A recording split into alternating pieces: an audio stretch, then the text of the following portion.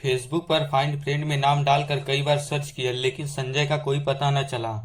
पता नहीं फेसबुक पर उसका अकाउंट है भी कि नहीं। यह सोचकर मैंने लॉग आउट किया ही था कि स्मार्टफोन पर व्हाट्सएप की मैसेज ट्यून सुनाई दी। फोन की स्क्रीन पर देखा तो जाना पहचाना चेहरा लगा। डबल क्लिक कर फोटो को बड़ा किया तो चेहरा देख दंग रह गई। फिर मेरी खुशी का ठिकाना न रहा। बिल्कुल वैसा ही लगता है संजय जैसा पहले था। मैं अपने माता पिता की इकलौती संतान थी और 12वीं में पढ़ती थी। पिताजी रेलवे में टीटी के पद पर कार्यरत थे, इस कारण अक्सर बाहर ही रहते। घर की आर्थिक स्थिति अच्छी न होने के कारण हमने डिसाइड किया कि घर का एक कमरा किराए पर दे दिया जाए। बहुत सोच विचार कर पापा ने 2 स्टूडेंट जो ग्रेजुएशन करने के बाद आईएएस की तैयारी करने केरल से दिल्ली आए हुए थे, उनको कमरा किराए पर दे दिया। जब वे हमारे यहाँ रहने आए तो आपसी परिचय के बाद उन्होंने मुझे कहा, पढ़ाई के सिलसिले में कभी जरूरत हो तो कहिएगा। उनमें से एक, जिसका नाम संजय था, अक्सर मुझसे बातचीत करने को उत्सुक रहता। कभी 10वीं की एनसीईआरटी की किताब मांगता तो कभी मेरे कोर्स की। मुझे उसका इस तरह किताबें मांगना बात करने का बहाना लगता। एक दिन जब वह किताब मांगने आया तो मैंने उसे बुरी तरह डांट दिया। क्या करोगे 10वीं की किताब, मुझे सब पता है, यह सब बहाने हैं लड़कियों से बात करने के। मुझसे मेलजोल बढ़ाने की कोशिश न करो, आगे से मत आना किताबें मांगने। उसने अपने पक्ष में बहुत दलीलें दी लेकिन मैंने नकारते हुए सब खारिज कर दी। उस दिन मुझे स्कूल से ही अपनी फ्रेंड के घर जाना था। मैं मम्मी को बता भी गई थी, लेकिन जब घर आई तो जैसे सभी मुझे शक की निगाह से देखने लगे। बस्ता रखा ही था कि मम्मी पूछने लगी, आज तुम रमेश के साथ क्या कर रही थी।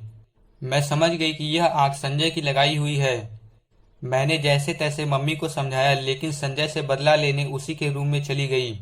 तुम होते कौन हो मेरे मामले में टांग अड़ाने वाले।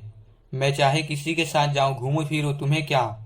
तुम किराएदार हो, किराया दो और चुपचाप रहो। आइंदा मेरे बारे में माँ से बात करने की कोई जरूरत नहीं, समझे। मैं संजय को कहकर बाहर निकल गई। दरअसल रमेश मेरी कक्षा में पढ़ता था। अच्छी पर्सनालिटी होने के कारण सभी लड़कियां उससे दोस्ती करना चाहती थी। मेरे दिल में भी उसके लिए प्यार था और मैं उसे चाहती थी। इसलिए फ्रेंड के घर जाते समय उसी ने मुझे ड्रॉप किया था, लेकिन संजय ने मुझे उसके साथ जाते हुए देख लिया था। थोड़ी देर बाहर घूमकर आई तो संजय मम्मी के पास बैठा दिखा। मुझे उसे देखते ही गुस्सा आ गया लेकिन मेरे आते ही वह उठकर चला गया। बाद में मम्मी ने मुझे समझाया। संजय ने मुझे उस लड़के के बारे में बताया है, वह लड़कियों से फ्लर्ट करता है। उसका तुम्हारी स्कूल की 11वीं में पढ़ने वाली रंजना से भी संबंध है। तुम उससे ज्यादा दोस्ती न ही बढ़ाओ तो ठीक है।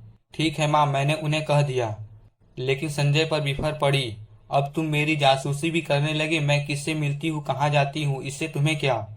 इस पर वह चुप ही रहा। शाम को मुझे मैथ्स का एक सवाल समझ नहीं आ रहा था तो मैंने संजय से ही पूछा। उसने बिना हिचक मुझे समझा दिया, लेकिन ज्यों ही वह सुबह की बात छेड़ने लगा मैंने फिर डांट दिया।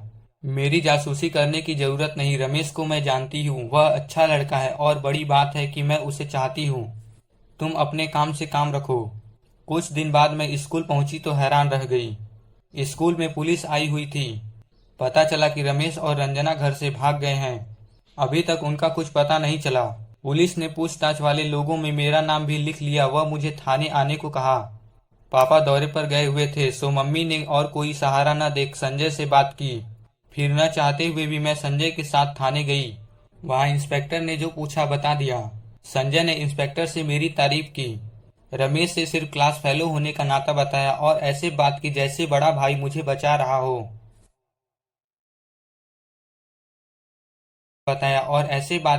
मेरा बड़ा भाई मुझे बचा रहा हो।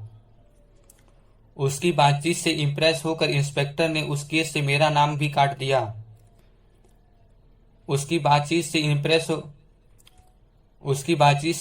होकर इंस्पेक्टर ने उस केस से मेरा नाम भी काट दिया। घर आए तो संजय ने मुझे समझाया, ऐसे लड़कों से दूर ही रहो तो अच्छा है।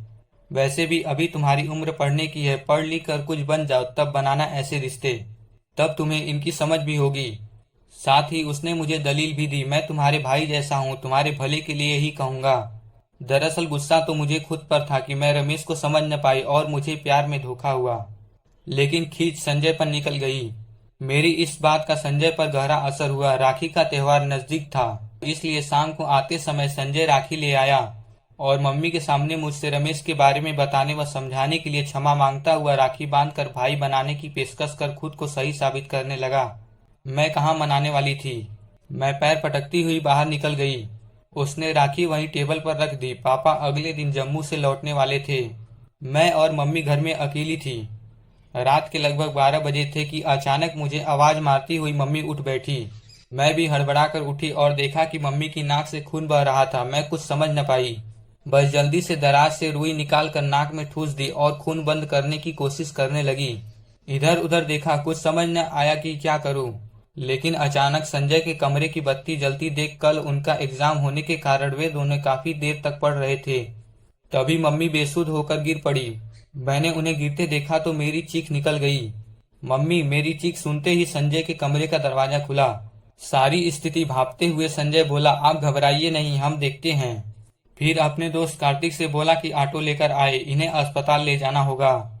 ऑटो लाकर उन दोनों ने मिलकर मम्मी को उठाया और मुझे चिंता न करने की हिदायत देकर मम्मी को ऑल इंडिया मेडिकल हॉस्पिटल की इमरजेंसी में ले गए। वहां इन्हें डॉक्टर ने बताया कि हाइपरटेंशन के कारण इनके नाक से खून बह रहा है। आप सही वक्त पर ले आए, ज्यादा देर होने पर कुछ भी हो सकता था। फिर उन्हें 2 इंजेक्शन दिए और अधिक खून बहने के कारण खून चटवाने को कहा गया। संजय ने ब्लड बैंक जाकर रक्तदान किया, तब जाकर मम्मी के लिए उनके ग्रुप का खून मिला। कार्तिक ने ब्लड बैंक से खून लाकर मम्मी को चढ़वाया। सुबह करीब 6 बजे वे दोनों मम्मी को वापस लेकर आए तो मेरी भी जान में जान आई। अब मम्मी ठीक लग रही थी। संजय ने बताया कि घबराने की बात नहीं है, आप आराम से सो जाएं। हम हफ्ते की दवाई भी ले आए हैं। आज हमारा पेपर है लेकिन रात भर जगे हैं, अतः हम भी थोड़ा आराम कर लेते हैं। मम्मी को सलामत पा मैं बहुत खुश थी। मेरे इतना बुरा भला कहने के बावजूद संजय ने मुझ पर जो उपकार किया उसने मुझे अपनी ही नजरों में गिरा दिया था। मैं इन्हीं विचारों में खो गई। बिस्तर पर लेटती थी कि कब सुबह के 8 बज गए पता ही नहीं चला। मैंने देखा संजय के कमरे का दरवाजा खुला था और वे दोनों घोड़े बेचकर सोए थे। अचानक मुझे याद आया कि आज तो इनका पेपर है, अतः मैं तेजी से उनके कमरे में गई और उन्हें उठाकर कहा, पेपर देने नहीं जाना है क्या? हड़बड़ाकर उठते हुए संजय ने घड़ी देखी तो उनकी नींद फाफूर हो गई। दोनों फटाफट तैयार होकर बिना खाए पिए ही पेपर देने चल दिए। मैंने पीछे से आवाज देकर उन्हें रोका, भैया रुको।